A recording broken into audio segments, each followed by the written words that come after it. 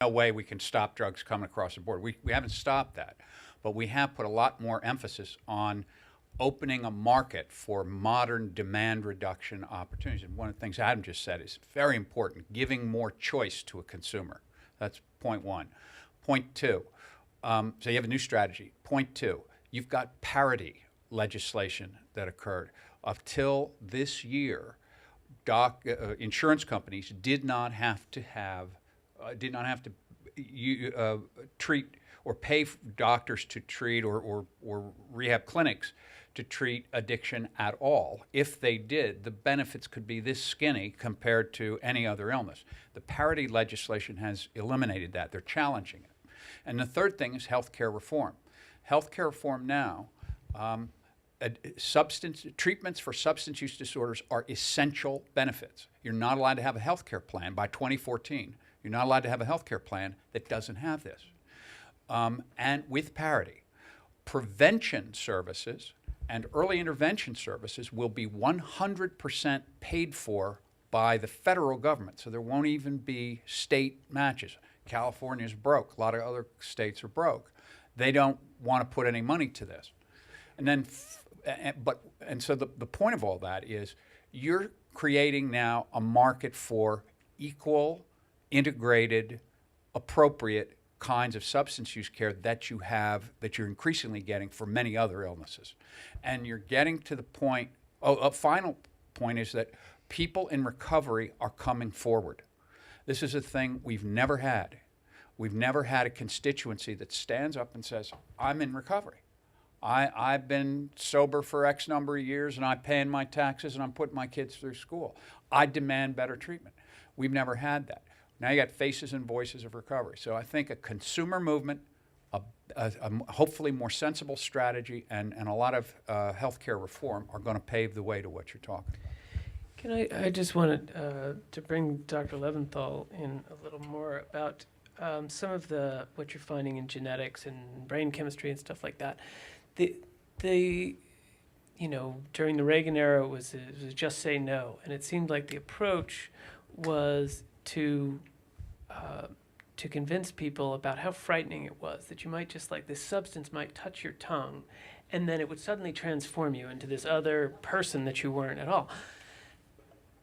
So we've sort of evolved past that, and people think that that was maybe a silly way to go because it just kind of entices people to try it, and then they find that they're not the next morning a totally different person. On the other hand, is there, along with the genetic predispositions of what your brain chemistry is like, are there situations where continued prolonged use of certain substance does kind of change your brain chemistry and put you in a position where it's really, really hard to break it or to keep from relapsing because you so crave it? Yeah, certainly. Because the most severe cases, you talk about someone who maybe has a personality where they're impulsive, they take risks, they don't have good, what we call executive functioning, meaning their planning, organizational skills, ability to inhibit impulses are poor. And, that's something that's relatively common in the population. And you take someone like that and they use a drug which, dysregulates these areas of the brain that are involved in these. Particularly when some of the scariest stuff is when you talk about people who start using during childhood and adolescence. I mean, this is a critical time when the brain's developing, and you're developing the ability to inhibit your impulses, which clearly many teenagers don't have, but they have it later.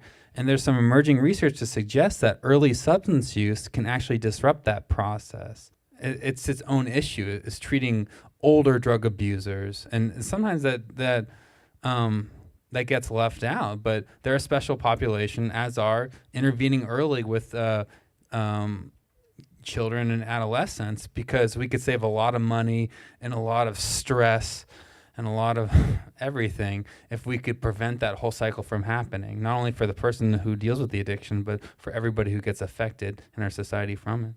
So is there an aspect of the genetic side on the about what their prognosis is for recovery. In other words, we've seen 20-year meth addicts who, can turn it around pretty well. And we've seen 20-year meth addicts that seem like, oh my goodness, you just can talk to them and see that their brain chemistry seems altered. I mean, is it permanently altered, and is that a genetic factor or? Sure, and that's an interesting scientific question too. Is we know that drugs affect the brain, but if you have a certain genetic predisposition or certain gene variant, do the drugs actually hurt your brain even more? Right.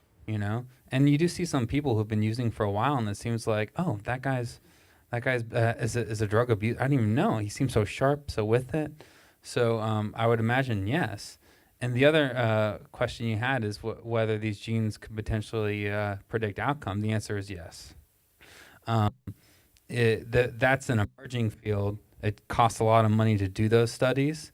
But yeah, there is some emerging data to suggest that we can actually test people, identify your genotype for a specific gene, which more often than not it's coding for a specific neurotransmitter, and we can predict whether or not you are going to relapse. And we can also predict whether you're going to respond to a certain medication. So those two things together suggest that, it's a promising area. So you know whether to give up or not. No, we know whether we need to try even harder. So I have a question to follow on. Can you talk about the use of brain mapping in relation to the genetic mapping? What do they tell you different things? Do you use them in combination? And also, can you respond to the link between substance abuse and mental illness? And what of those tests can help either predict or treat them? Okay. Great questions. Some of the most important questions that we have in our field right now. And they still don't have complete answers, but there is information. So regarding brain mapping, there are emerging technologies to actually study people's brain activities in real time. And it's primarily in the research arena. It's not being used clinically, although I have seen some exciting proposals to the NIH about using these things clinically and actually using brain mapping or brain imaging real time as a potential biofeedback mechanism, which I think is really exciting because, clinically, some people will talk about the idea that addiction becomes so automatic and habitual, and it's almost like this kind of unconscious thing that you're compelled to do it and you can't stop. So if we could actually teach people to use areas of the brain that are kind of running their life, and to potentially inhibit those and give them more control of their brain, that might be a potential area.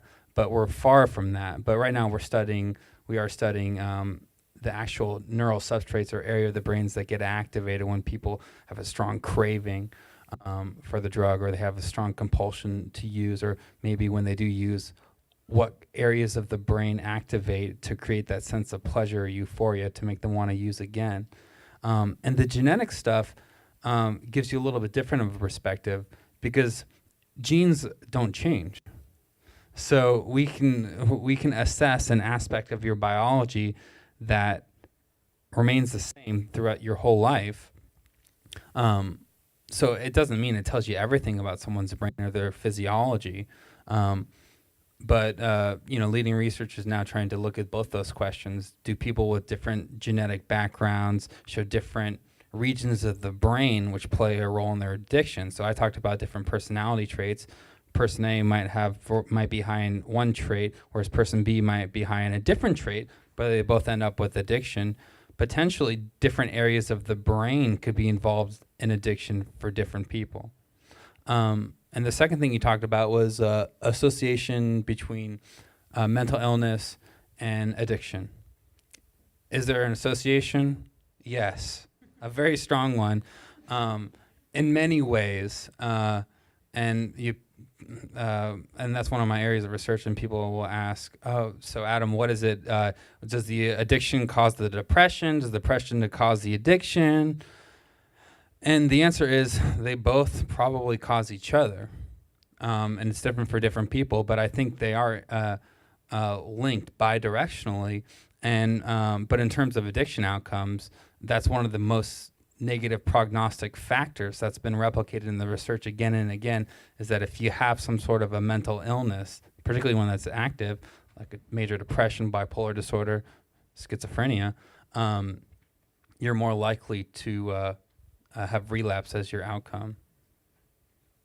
Open up to the floor for exotic questions. Yes, Patty. I was listening to both of you and what you were saying, especially about preventative and, early intervention.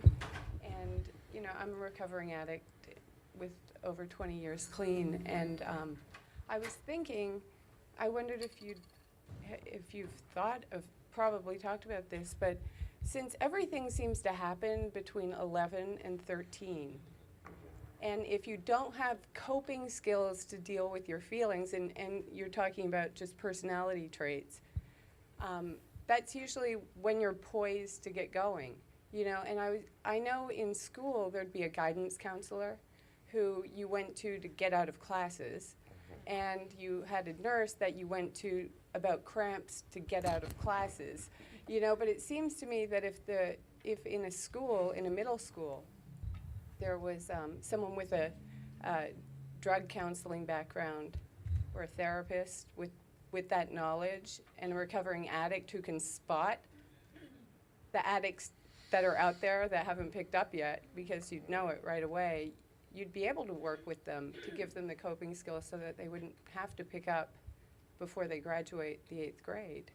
And I know it would be a budget thing, but it seems like in the long run it would be cheaper to have, like, it set up in a middle school, to have like a recovering addict, someone who understands therapy, with drug addicts, working with these kids, being able to spot who's like the live wire that's going to trigger, down the road. I'll start. I would say you're half right. That is, it's not just 11 to 13. The data are pretty clear. You're at risk for addiction. This is an illness like so many others. It has an at-risk period. But here's the good news. The at-risk period really ends around age 21. It may be with the full development of the brain. We don't know why, but it's a fact that kids that don't acquire alcohol, opiate, cocaine, methamphetamine addiction, by the time they're 21, are very unlikely to have it. And you might say, wait a minute, I've seen intervention. These guys are 40 years old. Yeah, but they got their addiction when they were teenagers. That's what happens.